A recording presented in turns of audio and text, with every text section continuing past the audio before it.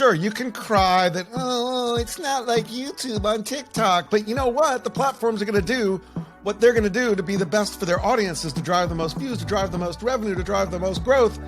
And you as a creator should stop thinking, oh, everybody needs to be like YouTube. But what you really should be thinking about is looking at the platforms not as your core part of your revenue stream, but as the core part of your discovery stream. And you should use those platforms to bind top community people to you and then move them to something you own so you can monetize it on your own platform. Hey there, welcome back to the Video Entrepreneur Podcast powered by Uscreen.tv. It's me again, Rob Balasabas, Head of Partnerships here at Uscreen. I hope you're enjoying our conversations with video creators, experts, and entrepreneurs every single week. And if you are, we would love for you to subscribe to the podcast on your favorite podcasting platform or over on our YouTube channel where we have our video podcast as well. That'll go a long way in helping get this content out to other creators like yourself. In this episode, we have not one, but two amazing people joining me today. First, we have our founder and CEO of Uscreen, PJ, who's going to be joining me as a co-host today. And we're going to be catching up with him and what he's excited about in the world of Uscreen in 2022 and beyond. And our special guest, Jim Louderback, is here to talk about trends in the creator economy, as well as the latest scoop on TikTok, YouTube, and all the different video platforms. Jim Louderback is among the most respected figures in digital media with a 20-year history of leadership at the intersection of digital media, experiential events, and technology. Today, Jim runs VidCon as an independent division of Viacom CBS. He's also a venture partner and a sought-after speaker, among many things. So, without further ado, let's talk to PJ and Jim. All right. Hey, PJ, welcome back to the podcast, I guess. I know this is your podcast, but I've been kind of co-hosting the last few episodes, but happy 2022, even though it's already February. Awesome. Yeah. Thanks, Rob. You've been doing great on this podcast. It's actually the company's podcast, and you've been doing an awesome job really taking it over. So thanks for that. And I'm really excited about all the guests you're having. So thanks for having me on board. Yeah, absolutely. Before we bring our special guest on today, anything very exciting, special for you in 2022 that you want to share with the listeners and the viewers out there? Yeah, a lot of good stuff happening within the creator economy, right? And we're so happy to be right in the middle of it, really empowering the creators. And our guest today is really an expert, and he's had a long history of just being in the creator economy, content creation. So it really is a pleasure to have Jim and hear his feedback on a lot of what's happening in the industry, his viewpoints, where things are going. So really excited to talk to Jim. Amazing. Well, without further ado, let's bring Jim on and let's just have this conversation. So Jim Louderback, welcome to the podcast. How are you doing? I'm doing good, thanks. And it's great to be here, PJ. It's great to see you virtually. Looking forward to when we can actually do it face to face. But thanks for having me on. Absolutely. Excited to talk to you. Yeah. All right. I know that we did a bit of an introduction of you, Jim, but probably best in your own words, kind of a bit of your background and what you're doing now with VidCon and everything, and all the creators, and just a little introduction from yourself to our audience. Sure. Yeah. So I'm Jim. Background, long time in media in general, starting in magazines and online video, and worked and ran an online video startup called Revision 3, which is an early MCN. In the YouTube space, we started about 2007, sold that to Discovery in 2012. Was at Discovery for a while, and had been working with VidCon as a speaker, as sort of a sponsor, and definitely as an advisor for a while. And in 2014, late 2014, started working with them, first helping to build the industry track, and then taking over as CEO and led the sale of VidCon to Viacom CBS, which is where we are now. So we've been taking VidCon around the world. If you don't know VidCon, leave right now, go find out, buy a ticket.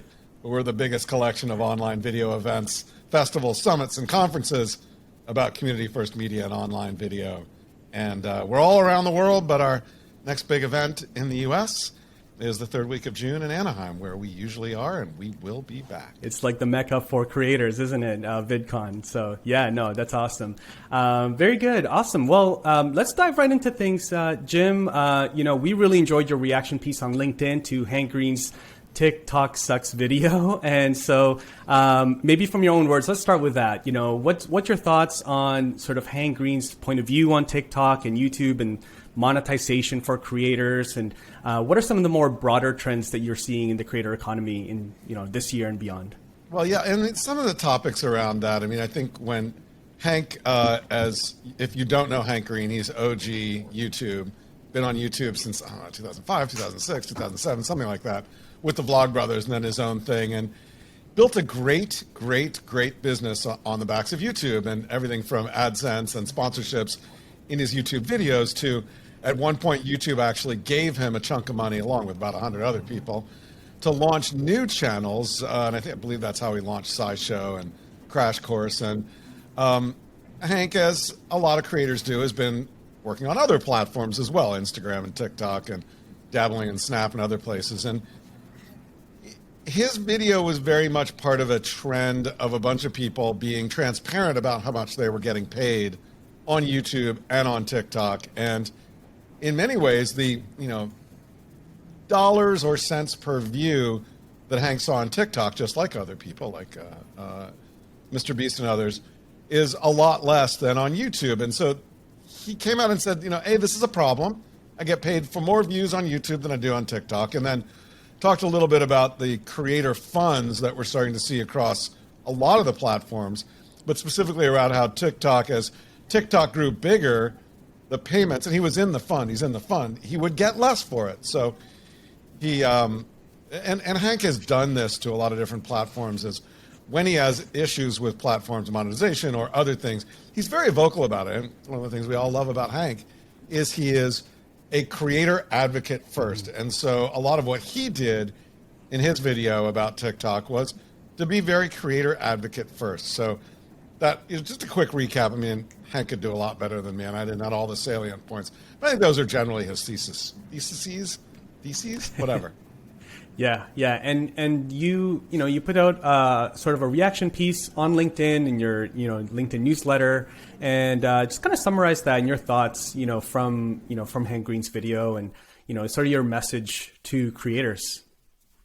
Well, I think the broader issue for me is, and this kind of crystallized around, we did VidCon in Abu Dhabi in December, and TikTok came and talked there, and they laid out their vision for TikTok, talking about the content graph, which means when you use TikTok, you know this, it learns what you like, and it keeps feeding you more of what you like. TikTok, the way I see it, and the way it's designed, which is entirely fine, although creators are a big part of it, it is a content-first platform. It's designed to feed you the content you like, whether it's beauty content or book content or DIY content, or maybe you just like content about sea shanties. If you do, TikTok learns that and gives you more. Whereas YouTube is very much and it was grown up as a creator-first platform. It has a creator graph. It knows the creators you like. It feeds you more from those creators. It feeds you more creators like those creators to get you to watch more video on YouTube. Now, that is fine, but if you think about YouTube with Shorts is now being more like TikTok. Shorts is very much of a content-first platform, not necessarily as creator-first as core YouTube. And you see this on other platforms as well, as they emulate or ape or copy TikTok.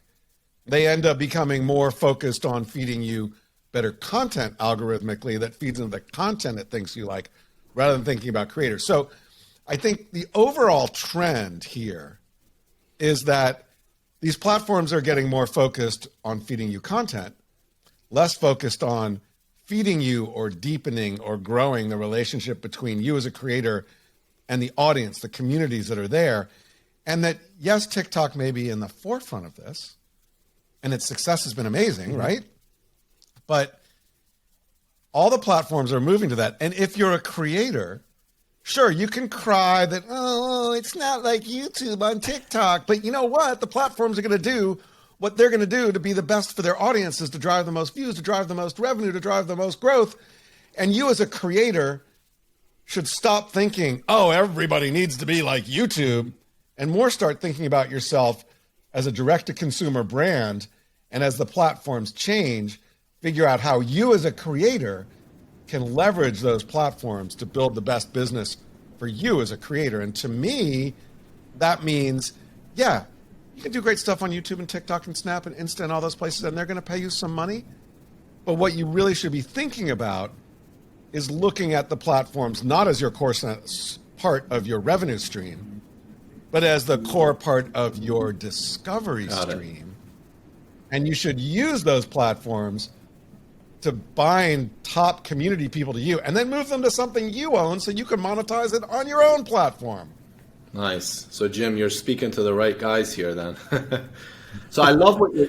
Yeah, I mean, you guys get this. Totally. That's what you do. And, you know, just speaking of this with what you brought up, in general, marketing, right? Awareness, top of the funnel, bring and nurture people down. But you're saying this from a perspective of just how creators should be thinking of their business long term, is create your following, build your awareness, create your brand on these big channels, distribution mediums, your YouTubes, your TikToks, your Instagrams, all these different platforms, and then eventually trickle them down and own that audience and be able to monetize properly with however you build that platform that you end up owning that audience on. Which makes total sense. Now, we are seeing a lot of different forms of monetization on these big platforms that we're talking about at the top, right? TikTok, their creator fund, their monetization, as well as YouTube. But what you're saying is it's not enough, right? And it can change at any moment. How would you comment on that? Because those platforms are putting a lot of enforcement and helping monetize. Is it just not enough? First of all, yes, they are, because the platforms know that they need you as a creator, and they're adding new things to the mix that you can take advantage of. But remember, the platforms don't exist to serve you as a creator. They exist to make money for their shareholders, and they will continue to do what's right for them as platforms. So think about YouTube demonetization, right? Mm-hmm. Everything's going along just fine. All of a sudden, your views drop, your revenue drops for some reason that's out of your control. If you're all on YouTube, that can be a very difficult thing. But if you think about your revenue mix as some YouTube, some TikTok, some this, maybe Patreon, maybe it's tokenized communities like Rally, maybe it's stuff that you do yourselves, maybe it's stuff that you're getting from a deep connection with a brand, maybe it's an additional stuff that you're doing around your merch line or your beauty line, your makeup line. All those things are your revenue mix, and you need as a creator to think about those revenue mixes.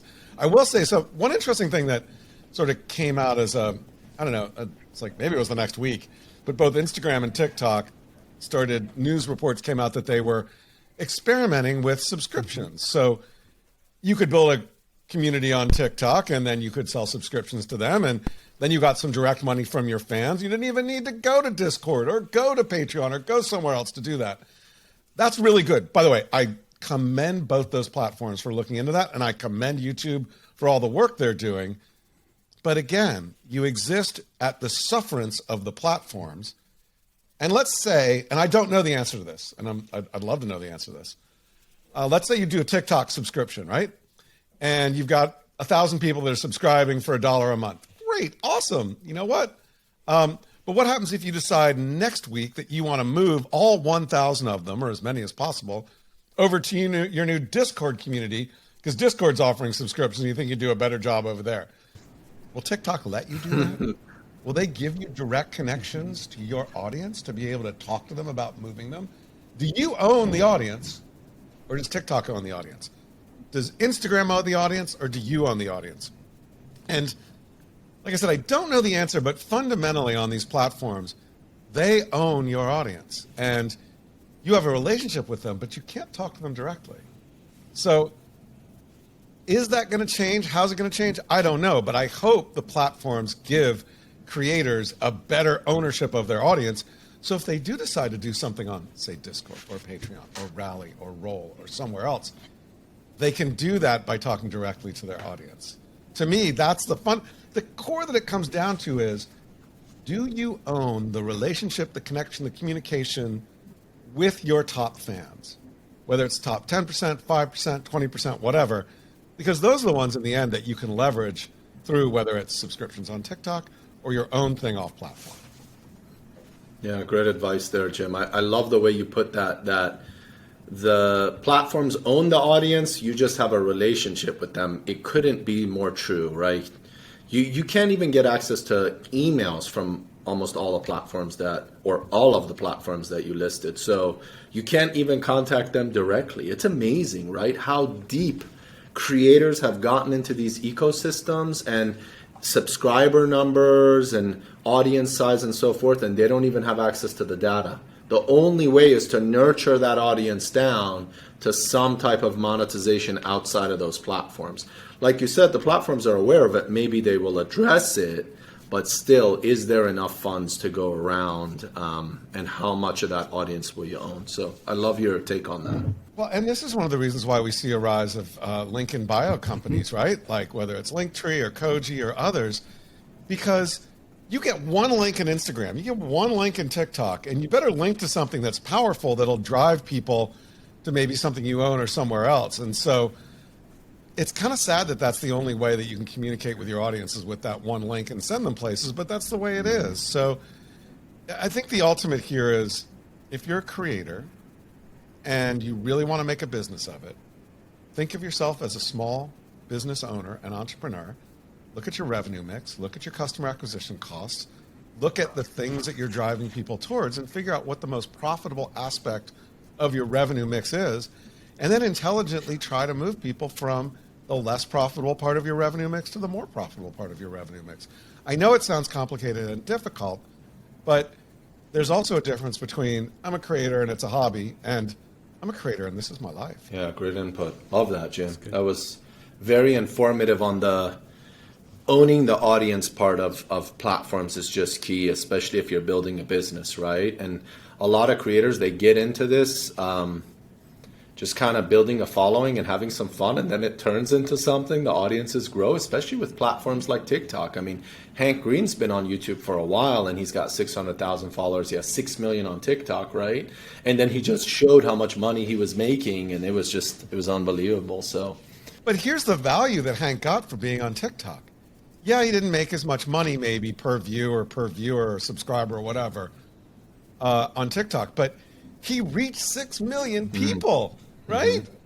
I mean, that's a boatload of people, but what did you do with it, Hank? And I say that to Hank. I know he did a lot of great stuff with it, so not really calling Hank out here, just using it as an example. It's like, if you have 6 million followers, fans, whatever, and you're getting 50, 100,000 views per video you post on TikTok, there's value in that. But the value might not lie as much in TikTok directly as being able to leverage all those people and maybe moving them towards a brand deal, or moving them towards a merch, or moving them towards something else. Yeah, that's actually a really good point, Jim. I was listening to Colin and Samir and also MKBHD talking about content creation versus content distribution. And I think that is sort of the fine line, I think, with really successful content creators that are able to build a business. When, yes, you have to be a good content creator. You need to know how to draw attention and, keep attention and create good content, storytelling, all of those aspects as a content creator. But then if you want to be a full-time content creator, you need to then wear the hat of a content distributor. Is that what you see as well out there with the successful full-time media company content creators? Yeah, content distributor is definitely a big part of it, but it's also leveraging your community to drive things beyond just content consumption. And so you look at a big media company, like we're part of a big media company now. And yes, we do a great job on distributing content around the world, whether it's on Paramount Plus or on our TV channels or whatever. But we also have a big licensing arm, right? So if you go to like a Walmart, you're going to see, that girl Lele and SpongeBob and other things that you can buy with the IP on that. And I don't know what percent that aspect of it is compared to the rest, but it's significant. Same thing happens that you have to think about. What are the things that you can leverage your biggest fans to get them to spend money with you directly to support what you're doing, along with being able to make money in all the places where you distribute your content. And I just want to, one last thing. There's the the title of Hank's video is unfortunate, right? TikTok doesn't suck. TikTok does things differently than YouTube. The opportunities there are different. But if you, the other thing that this also frosts me when I think about YouTube versus TikTok and old, OG creators on YouTube being upset about TikTok. When you look at a video that someone posts on YouTube, on average, I don't have those stats in front of me, but I'll ask you guys, how long do you think it takes someone who posts their average 5 to 20 minute video? How many hours do you think it takes them to produce, edit, record, tweak, post? How long do you think that takes? Let's say 5, 10 hours, Yeah, I think initially, especially, it can take longer, but then I think it gets to 5-10 hours. Yeah. Yeah, and let's say it's 10 hours, 5 to 10 hours, and you need to post 3 or 4 a week. That's a lot of time. Now, how long do you think it takes you to post a TikTok? A bit shorter. It depends on the type of video, right? If it's scripted, a lot shorter, yeah. Yeah, I mean, and the thing about TikTok is the tools that are there make it so easy for you to create and post and put up, which is why we see so many people building channels there, building followers. It's just a lot easier to do, and it takes less time. I mean, yes, you can go produce and you can spend all this time, you can storyboard out, and you can do it, but a lot of people are just doing stuff in an hour. And so I'm not saying the effort is less. The creativity is just as important.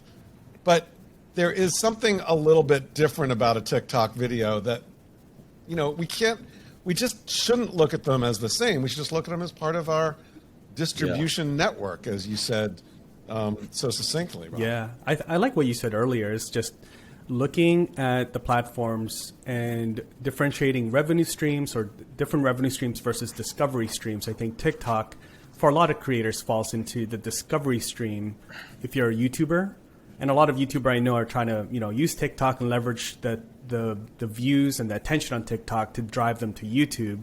For right or wrong, whether that's, the right way to use it or not, depends on the creator, isn't it? Like, depends on your business model and what you're trying to do. Do you make most of your money on sponsorships versus, affiliates versus views, So, the revenue and discovery stream, I like what you said there earlier. Yeah, think about it like this. You guys are in D.C. You're going down 95 on your way to, to North Carolina or something like that. There are billboards up there. That billboard is about discovery. Remember have you ever seen a QR code on a billboard? It's kind of stupid. There you are driving, like, I'm going to get that QR code. But it lets you know about stuff that exists, and maybe you'll go look for it on the web when you park, or maybe you'll go into a store and that thing that billboard was promoting, you see it in the store and you're like, I'm buying that now. TikTok's a billboard for many people, and there's nothing wrong with a billboard. Billboards are expensive, but they work. There's also nothing wrong with going into a store and seeing a bunch of product on a shelf and an ad right there, an end cap on the store shelf just shows it off, tries to get you to buy it. YouTube's kind of more like the end cap in many ways, and TikTok's more like a billboard. They're both parts of your marketing mix and your revenue generating mix. You just need to look at them that way. And I'm not saying it's not as cut and dried as I just said, because it's a continuum as well. But you need to not think of every platform as wanting to be the same for you as a creator.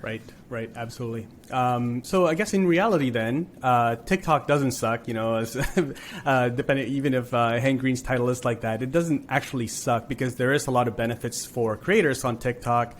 There's lots of really successful creators on TikTok as well. But curious, Jim, like right being in the middle of it, what are your thoughts on the creators that are doing really well on TikTok and those that struggle to monetize that attention, the views, and the audience that they're building there? Well, look at somebody like, you look at the D'Amelios, right? I mean, they built the whole D'Amelio empire around what they do. But even look at Cabby Lamb, who's, number 2 up there, is starting to take advantage of it. He just announced a long-term deal with Boss. And so, Bass, sorry, not Boss, Bass, Hugo Bass. And going to be doing a ton of stuff there. And I don't know what the financials are, but I hope, and I'm sure they're really good. And so the people who are going out and doing, whether it's music with Bella Porch, or it's fashion partnerships, or it's, reality TV shows and everything else that D'Amelio's doing. I'm actually drinking Dunkin' Donuts coffee. It's working. Thank you very much. It's working. I've been a Dunkin' Donuts coffee drinker since I was like 10 years old in Boston. So, but that's neither here nor there. But they're the ones who are really looking at how to take advantage of it, and I think, are the ones who are doing a really good job at it. And what do you want to do, and how do you want to do it, and what are you passionate about, and can you build an audience that helps you monetize what you're passionate about, and how do you do it differently on different platforms? That's, to me, is the way to think about it. Yeah, I love that. That's great input.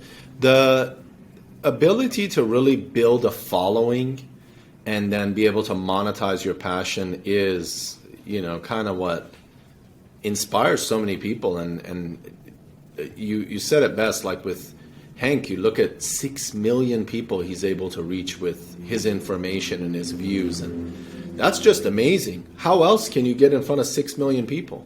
It really is a billboard. That was well said. And it's fast. It's hard to capture attention with so many content creators coming out there.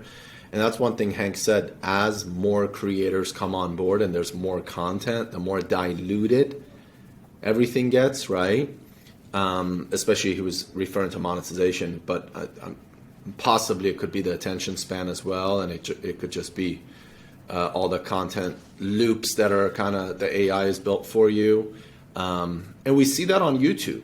There's so many types of videos. There's so many content creators out there, but there's also a video and a niche for everyone. And that's the beauty of YouTube. You create content and it's evergreen. So I'm curious on your thoughts on that. Like, I actually launched, I think, a half a dozen videos on my own channel, and it was all around kind of monetization and OTT. And then I kind of dropped off and didn't upload anymore. I'm going to jump back in there again soon. But it's evergreen. And one of the videos has 12,000 views. The other ones have 4,000 or 5,000. I haven't uploaded a video for a year, Jim, and I didn't do anything with the first 6. I created some content in a very basic home office, and it constantly is evergreen. When you create videos on TikTok, are they evergreen like that, or no, it's fresh ones that are constantly in the loop? Getting pushed out. It's a good question. I don't know enough about TikTok to be intelligent on that question as far as their library of content.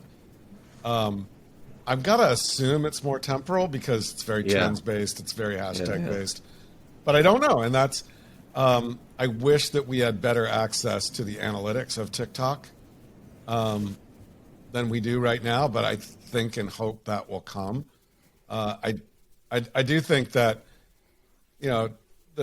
the context of viewing for YouTube and TikTok is different today, whereas YouTube can be more of a lean in, longer sessions, longer video, find things that, like you said, about VOD and other things that you were talking about.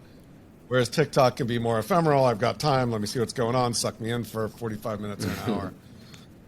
But I wonder, and I don't know if you guys have any thoughts on this, but I wonder as TikTok moves more towards television, because they've got a television app that they're doing. I haven't looked at it yet. I've got to load it up on my TV. But, they had a deal that they did where you can see TikToks in restaurants and bars. Will it change the viewership dynamic of TikTok, and will it allow people to go deeper on things and to be able to have a good search? Like, YouTube's got a really good search. TikTok's got search.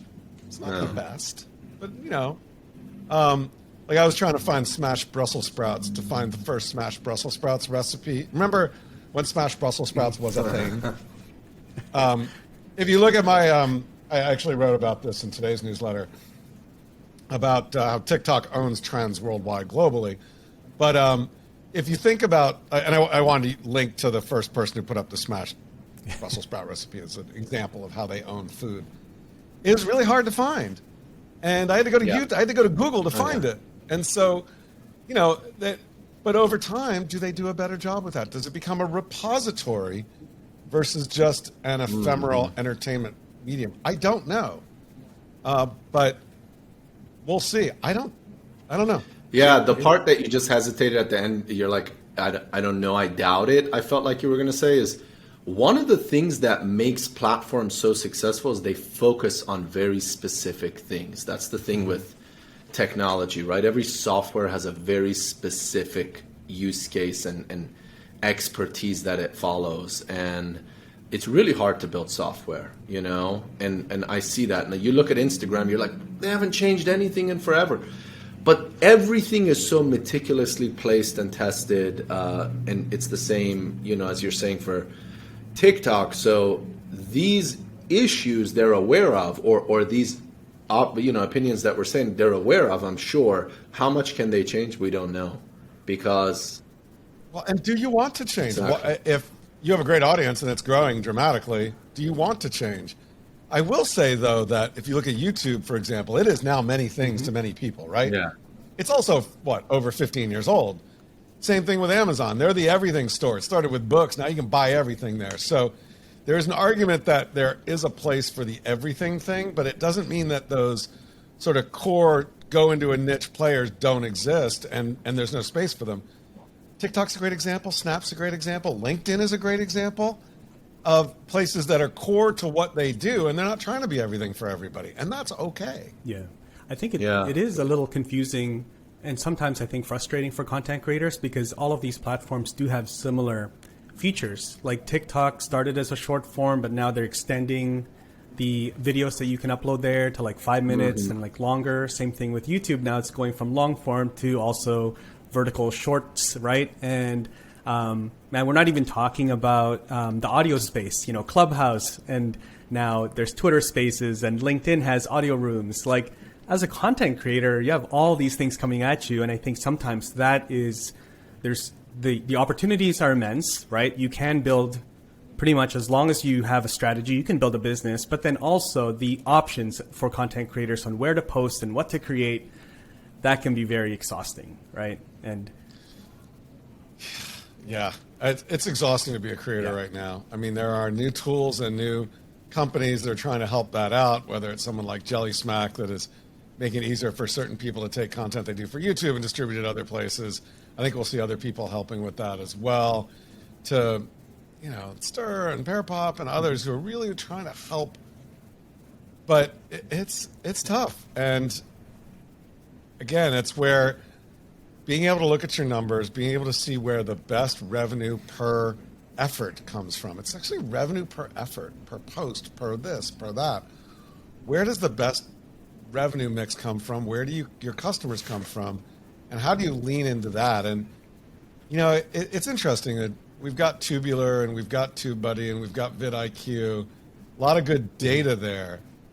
I wonder if there's an opportunity for somebody to do a creator-centric data platform where they pull all this stuff in, you know, the platforms, the direct-to-consumer stuff that you can do with Patreon and Discord and other places and the other things, and summarize it for you so you can start to look at those patterns and really easily dive into where should you be spending your time as a creator. That's $1 million question, I think. Multi-million-dollar questions probably, right? Where should I spend my time as a creator? Yeah. Hey, PJ, I don't know, just for the sake of time, do you want to sort of wrap it up? We'll probably need to do a part 2 with Jim at some point, but just to keep it, you know, within the boundaries of the time for the podcast. And I know there's some things we want to talk about maybe with VidCon just before we let Jim go. Jim, I'd love to to sum it up. What are your predictions for the future of the creator economy? Things are moving so fast in the last few years, right? They've been accelerated by COVID, but what's the future look like? I think the future is really bright. Anybody, you know, that we remain in a world where anybody can wake up tomorrow with no followers, no friends, no fans, no subscribers, no views, and start on a platform, many platforms, and build that up themselves and be able to make a life for themselves out of it. So, you know, you look at somebody like Ararak, who came and has built lots of great stuff, and first YouTube and then TikTok, and now he just raised money for his new creator course, school, movie making, whatever thing. It's like, yes, you can do that. So the opportunities for creators continue to be amazing. Creators are becoming more and more in control. Even when the brand creator balance of power is shifting, brands used to be way up here and creators were down here. And now creators are more and more at the same level, or even able to dictate that they want to do to brands, and brands are further down. So I think we'll continue to see the power of creators ascend. I think we'll continue to see new, great, amazing creators on this community-first platform start to build audiences, I think we will see even more of a shift to global, where creators can look beyond just being in their country of origin, using smart companies that will allow them to transcribe, translate, whatever. They can build audiences globally around the world. And I think we'll see more ways for creators to hopefully more easily and more profitably turn themselves into direct-to-consumer businesses. And then I think we'll see great ways for creators to take the communities and the things that they've built and the connections they have and turn them into businesses that don't have anything to do with what they're doing in video. So whether it's energy drinks or some of the other stuff, there's a lot of great examples we're seeing. I mean, Emma Chamberlain is now a coffee magnate. All those things and more opportunities we're going to see develop even further over the next year or two. Amazing. Awesome. Jim, really excited to have had you here. I think the insight you have is valuable, especially for the creators that are listening. And clearly, we're all very excited about their creator economy and what's happening very soon. So sort of on that note, a great place to be celebrating creators is VidCon. And so maybe just take a moment and just let our creators that are listening or watching know how to plug into VidCon or attend one of the upcoming events. What's the best place to do that? Sure. Well, head to vidcon.com and you'll see when the events are. We're doing Anaheim, California. Like I said, it's the third week of June. You can show up as a fan, hang out with your favorite creators, see everything that's there. Creator Track is probably the best mix of information and money spent.